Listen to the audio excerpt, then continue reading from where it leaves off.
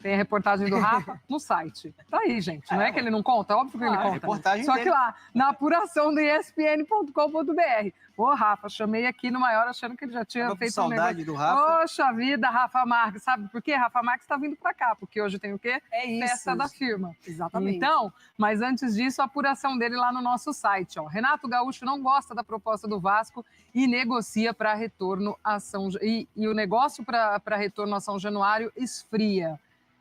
Havia uma expectativa muito grande dessa nova conversa, né, entre ambos e até para já encaminhar um acerto, mas não foi isso que aconteceu. Parece que agora já está esfriando essa história de Renato e Vasco.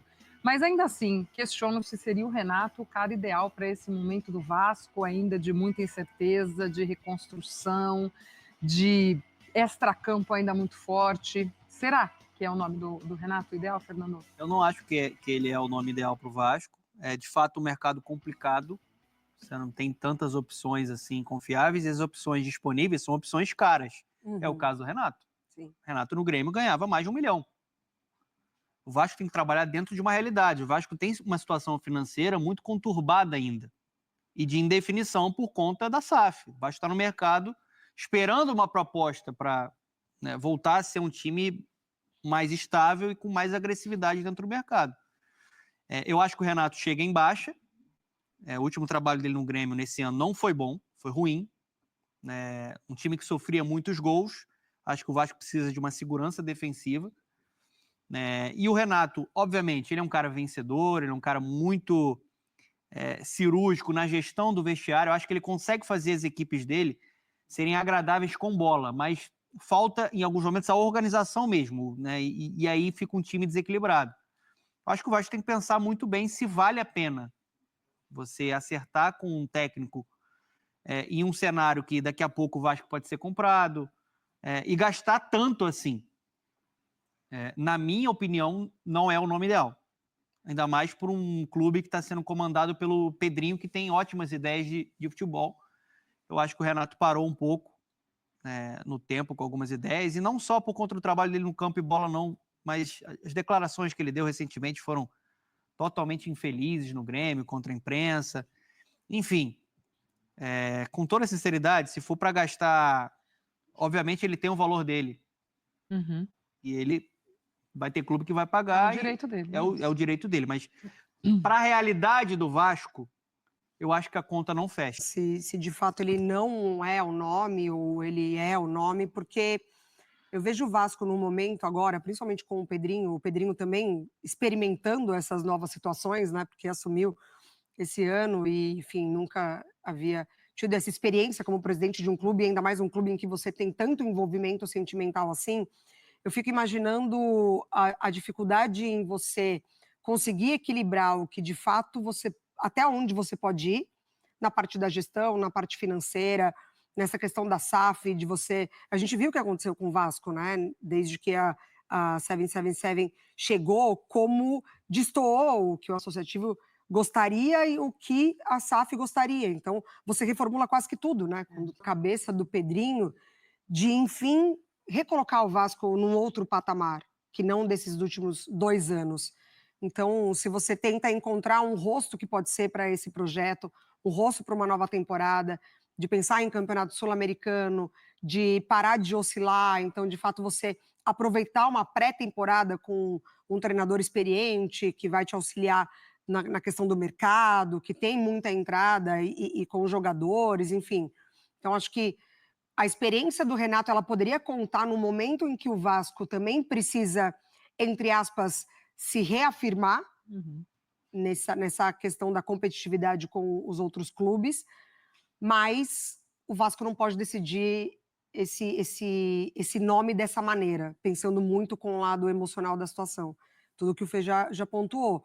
É um momento muito delicado de você entregar o clube numa vitrine, porque você precisa, de fato, atrair alguém que esteja interessado na SAF, fazer todo o levantamento de quem é essa pessoa, essa empresa. O Vasco sofreu muito com a 777, então acho que agora é um momento muito delicado, Mas também não pode perder muito tempo, né? É. Porque você já começa a comprometer pré-temporada. Sem dúvida. Bom, a gente segue acompanhando. Aceitável para ele trabalhar, que nesse momento, logo após ter saído do Grêmio, ele não tem que ter pressa para pegar time, né? Na condição financeira que o Renato tá, no momento de vida que o Renato tá, no momento de estresse, de desgaste que o Renato tá, estando perto da praia, como ele sempre gostou, ele não tem que ter pressa, a não ser que seja algo que preencha as suas lacunas de exigência. Como tá distante, tá tudo certo ele esperar. Eu acho que cada um tá tocando a sua vida e nada impede que lá na frente ele se encontre novamente. Dá um aumento aqui, o outro abre mão ali. Faz parte aí, da negociação. Acontece, né? mas também pode ser que não seja nesse começo de E temporada. dentro disso de ceder um pouco aqui, ceder um pouco lá, quem tem menos é o Vasco. O Vasco não pode romper os seus limites financeiros por causa do Renato. Vamos lá, seguimos o esporte. Essa proposta pelo Renato. Bora explicar ou atualizar o que aconteceu entre Vasco e Renato Gaúcho. Primeira reunião ontem à noite, o encontro serviu mais para que o Renato fosse apresentado as ideias do Vasco em relação ao departamento de futebol e vice-versa. Na manhã dessa terça-feira, aí sim, as partes foram falar sobre dinheiro. E foi aí que o negócio deu uma bela complicada. O Renato, já cansei de contar para vocês, tinha no Grêmio o salário de R$1,5 milhão por mês.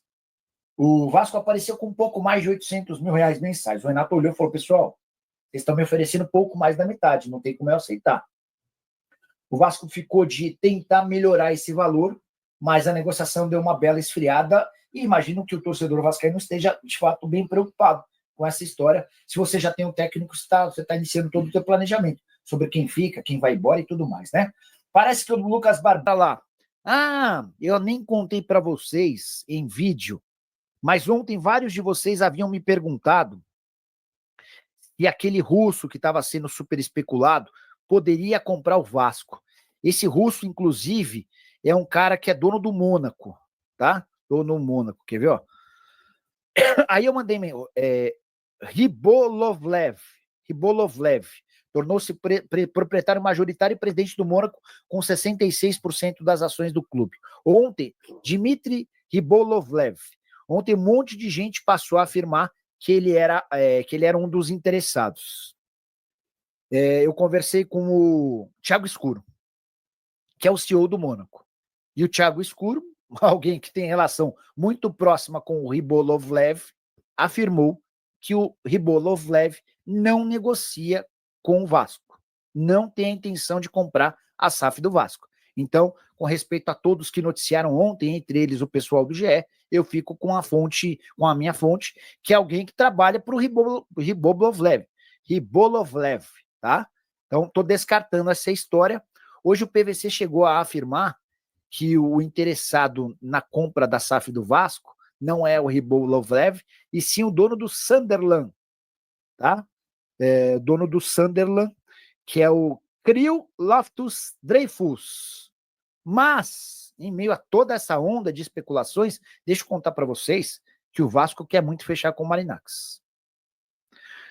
Depois da ligação que eu recebi ontem, durante boa parte da live, fiquei convicto de que, se depender do Vasco, a coisa vai fechar com o Grego. O ponto é, o Grego fez algumas exigências, que é algumas contrapartidas, e o Vasco, para fechar o negócio, entre outras coisas, o que eu senti é que assim, o Vasco quer muito a segurança no negócio.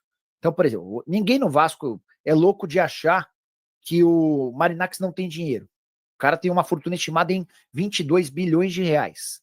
O medo o cara compra o Vasco, sai gastando um caminhão de dinheiro e traz e eleva a folha do Vasco para 70 milhões de reais por mês. E aí, um ano depois, ele decide que não quer mais brincar no Vasco e vai embora. E aí, como é que o Vasco fica com todo esse contingente de dinheiro a ser pago por conta dos investimentos altíssimos? Então, hoje, Pedrinho, Carlos Amodeu e companhia têm essa preocupação. Então a notícia é basicamente essa: o Vasco agora depende do técnico Renato Gaúcho para poder tomar a decisão se vai ser realmente o novo técnico do Vasco para a próxima temporada ou não. A proposta está na mesa, é na casa ali de 750 mil, é um pouco menos da metade do que recebia o Renato Portaluppi na sua equipe anterior. Então, portanto, ele está nessa dúvida aí se vai aceitar ou não a proposta do Vasco. O negócio deu uma esfriada de leve, mas esfriada de leve não significa que não vai fechar. Então, o Vasco segue nesse compasso de aguardo.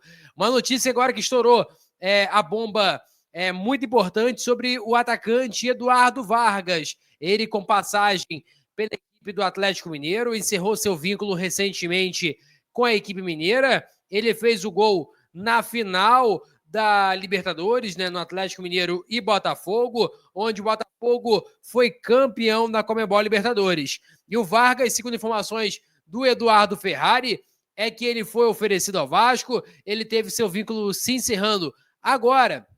Inclusive bateu o martelo que ele realmente não vai renovar com o Galo, está livre no mercado e é um nome que vai ser analisado pela diretoria do Vasco se vale a pena ou não para a próxima temporada. Você acha que Eduardo Vargas é uma boa, sim ou não? Quero saber a sua opinião. Vou ficando por aqui. Deixa lá que é muito importante, compartilha para geral. Essa meta é alcançar 50 mil. Eu conto muito com a sua ajuda e também com a sua moral. Vou ficando por aqui, valeu, tamo junto e é nóis! Fui!